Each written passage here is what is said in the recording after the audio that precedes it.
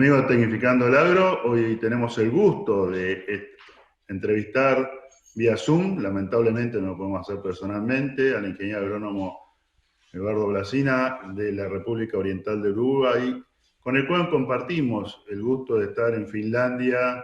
Lamentablemente, no sé si se va a repetir eso después de la cuarentena, pero que en su actividad profesional él ha tenido hace muy poco tiempo en Foro Rural, que realmente yo recomiendo el Foro Rural uruguayo, muy bueno, sobre todo está muy enfocado a la parte ganadería y pastoreo intensivo o WASAM, y debido a eso lo contacté para poder tener la impresión que nos cuente un poco desde el otro lado del charco, como se dice normalmente, cómo está la actividad en Uruguay de la ganadería y los nuevos paradigmas que se van a dar después de esta larga pandemia y cuarentena. Bueno, Eduardo, bienvenido a Tecnificando al Agro y espero que esté muy bien. Sé que Uruguay ha tenido otra modalidad con respecto a la cuarentena, la cual, digamos, no, ha sido bastante exitosa y no ha frenado tanto la actividad como ha sido en Argentina. ¿Qué tal, Fernando? Bueno, muy buenas tardes, un placer retomar contacto y de alguna manera revivir ese muy lindo viaje. Esperemos encontrarnos personalmente dentro de poco. La verdad es que sí, que Uruguay adoptó una estrategia hasta ahora bastante exitosa de lo que le llamamos aquí libertad responsable, sin cuarentena y tratando de que la gente sea consciente de los cuidados que hay que tener. Esto es importante porque es un momento en el mundo donde, por ejemplo, muchas industrias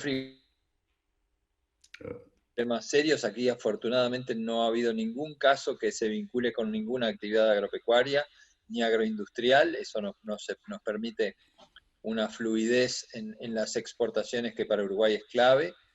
Y bueno, yendo directamente a lo que es la ganadería de Uruguay en este momento está en un momento de muy aguda escasez de ganado.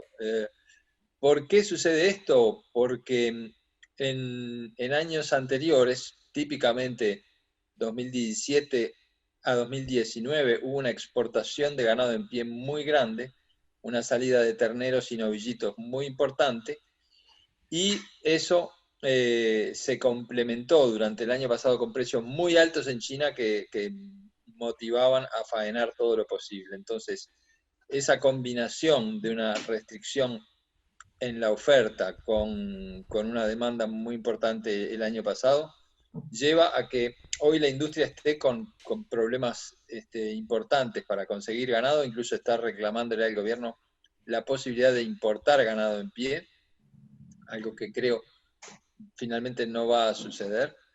Pero bueno, es un momento en el que desde el punto de vista industrial está complicado por poca oferta, desde el punto de vista productivo está como el alivio de que lo peor ya pasó. Aquí tenemos un precio del ganado que está por arriba de los precios regionales. Hoy por kilo de carcasa de novillo se está pagando 3.30, 3.35. Hubo un momento en el que al cerrarse las exportaciones a la Unión Europea por el cierre de los hoteles y restaurantes europeos y con algunas dudas en el mercado chino, el novillo cayó a $3 por kilo de carcasa.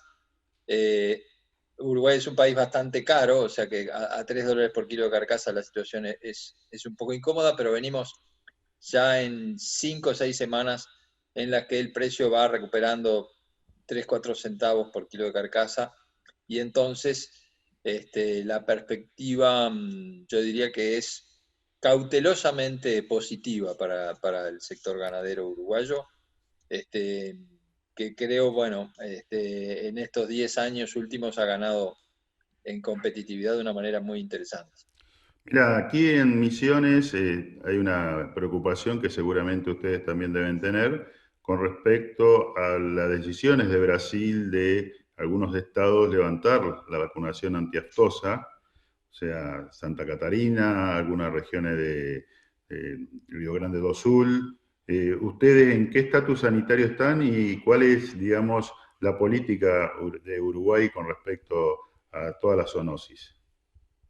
Uruguay es libre de aftosa con vacunación. Lo que está haciendo Brasil, por supuesto que lleva a un fuerte debate aquí, que básicamente es eh, dejar de vacunar o no dejar de vacunar. No creo que en el corto plazo Uruguay deje de vacunar. Creo que Uruguay fue libre de aftosa sin vacunación desde 1995 hasta el año 2000. En octubre del año 2000, a través de un cerdo en Brasil hubo un primer foco y luego este,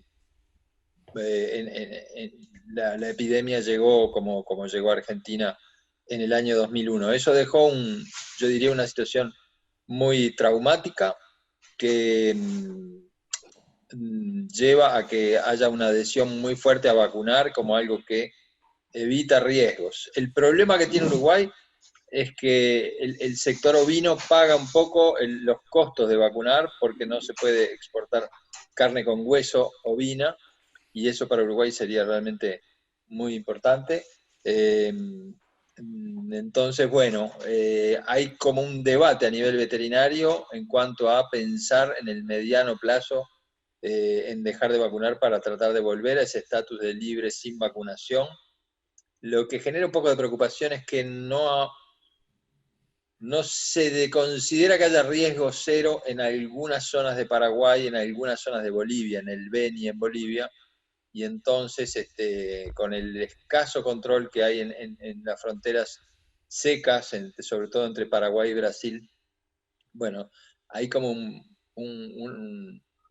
un temor a repetir aquella historia del 2001 que fue realmente un golpe muy duro para toda la economía uruguaya, ¿no? Entonces, hoy Uruguay es libre sin vacunación, entra en Japón, entra en Corea del Sur, es decir, no tiene grandes mercados para carne vacuna que conquistar, sí tiene pendiente entrar con carne ovina con hueso en Unión Europea e Israel, que sería muy importante, pero te diría que 2020, 2021, 2022, Uruguay seguramente va a seguir vacunando y muy difícilmente admita ganado de los países vecinos.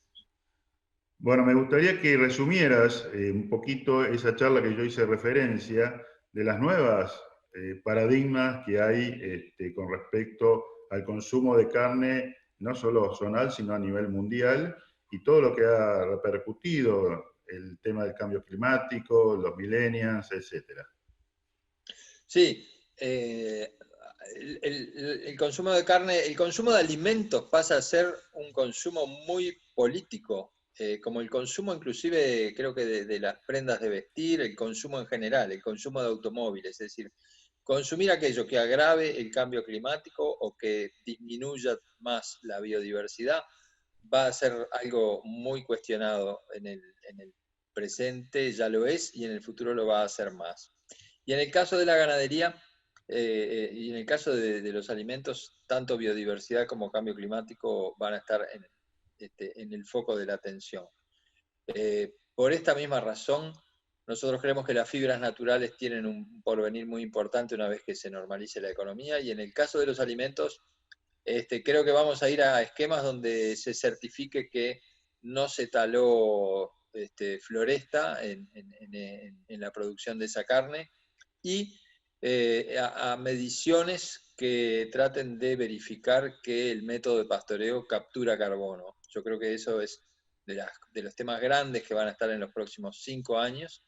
¿Cómo medir? ¿Cuál es una manera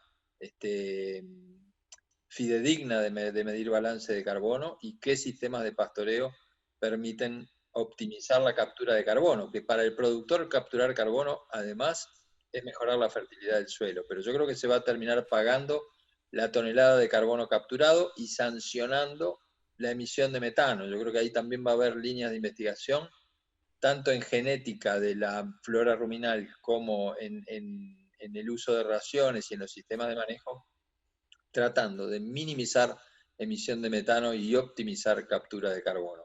En Uruguay, bueno, esto todavía está a nivel muy experimental, pero hay empresas del mundo que ya están rearmando un mercado de carbono que en su momento no funcionó, y no me extrañaría que durante esta década que está empezando los productores cobren no solamente por cosechar grano o por cosechar carne, sino también por cosechar carbono de la atmósfera y ponerlo de nuevo abajo del suelo.